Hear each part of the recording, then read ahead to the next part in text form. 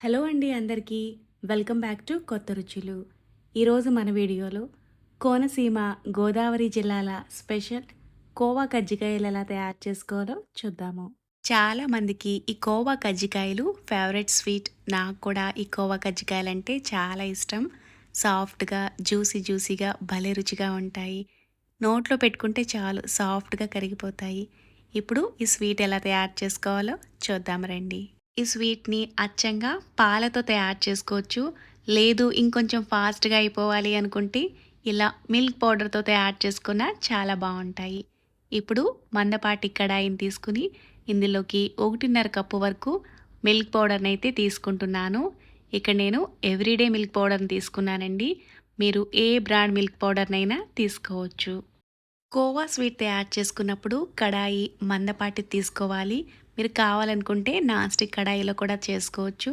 కానీ ఇలా ఇత్తడి కడాయిలో చేసుకుంటే స్వీట్ టేస్ట్ కూడా చాలా బావుంటుంది. ఇందులోకి ఒక కప్పు పాలు పోసుకోవాలి. మొత్తం పాలని ఒక్కసారిగా వేసుకోకుండా సగం పాలు పోసి గరిటెతో అంతా కలిసేలా బాగా మిక్స్ చేసుకోవాలి. ఇలా కలిసిన తర్వాత మిగతా అరకప్పు పాలను కూడా వేసుకుని ఇదంతా కలిసేటట్టుగా బాగా మిక్స్ చేసుకోవాలి. ఇలా ముందుగా కలుపుకోవడం వల్ల మనం కోవా చేసుకునేటప్పుడు ఉండలు కట్టకుండా చక్కగా మనకి కోవా అనేది సాఫ్ట్‌గా ఉంటుంది.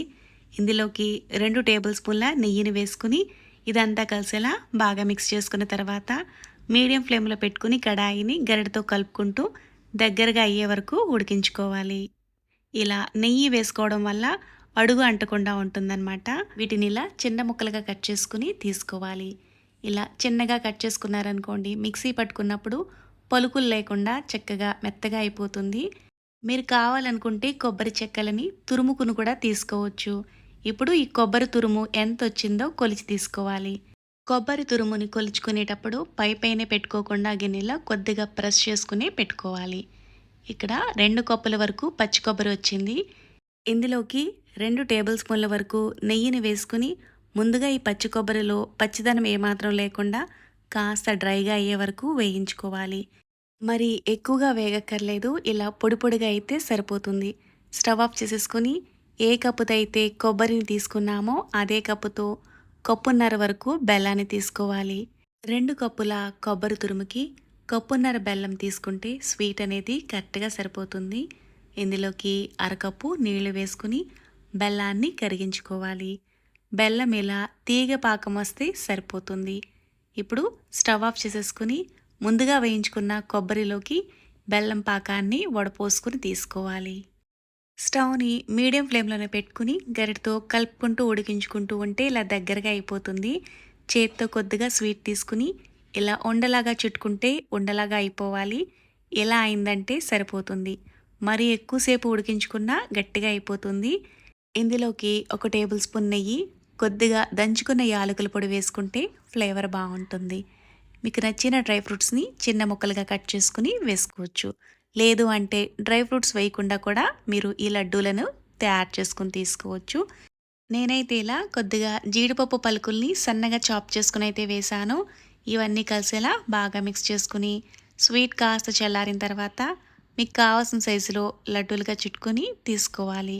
ఇలా తయారు చేసుకున్న ఈ కొబ్బరి ఉండల్ని కాసేపు పక్కకు పెట్టుకోవాలి. ఇప్పుడు కడాయిలో ఉన్న పాలు కూడా ఇలా దగ్గరగా అయిపోయాయి. ఇలా అయిన తర్వాత ఇందులోకి అరకప్పు చక్కెర వేసుకుంటే స్వీట్ అనేది కరెక్ట్‌గా సరిపోతుంది. చక్కెర వేసుకున్న తర్వాత కొంచెం లూజ్‌గా అవుతుంది. గరిటెతో కలుపుకుంటూ మరి కాసేపు ఉడికించుకుంటే ఇలా దగ్గరగా అయిపోతుంది. ఇలా అయితే సరిపోతుందండి. మరి ఎక్కువగా ఉడికించుకున్నా గట్టిగా అయిపోతుంది. చల్లారిన తర్వాత ఈ స్వీట్ ఇంకొంచెం గట్టిగా అవుతుందనమాట. కోవాని పానంతా స్ప్రెడ్ చేసుకుని ఒక 10 నిమిషాలు పక్కన పెట్టామంటే కాస్త చల్లారుతుంది. చల్లారిన తర్వాత ఇలా కొంచెం గట్టిగా అవుతుందనమాట. పూర్తిగా చల్లారలేదండి. కొంచెం గోరువెచ్చగా ఉంది.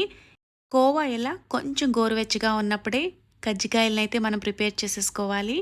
పూర్తిగా చల్లారిపోయిందంటే కొంచెం గట్టిగా అయిపోతుంది. కజ్జికాయలు చుట్టుకునేటప్పుడు పగుల్లాంటివి వచ్చేస్తాయన్నమాట. ఇలా గోరువెచ్చగా ఉన్నప్పుడే కొద్దిగా కోవాని తీసుకుని వీడియోలో చూపిస్తున్నట్లుగా ఇలా పలుచగా చేసుకోవాలి. ఇందులోకి ముందుగా రెడీ చేసి పెట్టుకున్న కొబ్బరి ఉండ పెట్టుకుని వీడియోలో చూపిస్తున్నట్టుగా ఇలా చేతి వేళ్లతో క్లోజ్ చేసేసుకోవాలి. అంతేనండి, చాలా ఈజీగా తయారు చేసుకోవచ్చు. చాలా చాలా రుచిగా ఉంటాయి ఇవి. కోవా కజ్జికాయలను చేసుకునేటప్పుడు చేతికి కొద్దిగా నెయ్యిని రాసుకుని చేసుకోవాలి. ఇక్కడ చేతికి నేను నెయ్యి రాసుకున్న క్లిప్ అయితే మిస్ అయిందండి. ఇలా మొత్తం అన్నిటిని తయారు చేసుకుని తీసుకోవాలి. చూసారు కదా! నచ్చిందా వీడియో?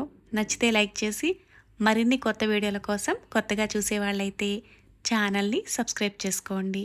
ఇలా తయారు చేస్తున్న ఈ కోవా కజ్జికాయలు సాఫ్ట్‌గా నోట్లో పెట్టుకుంటే చాలు కరిగిపోయేటట్టు ఉంటాయి. ట్రై చేసి మీకు ఎలా అనిపించిందో కామెంట్ చేయండి. Thanks for watching.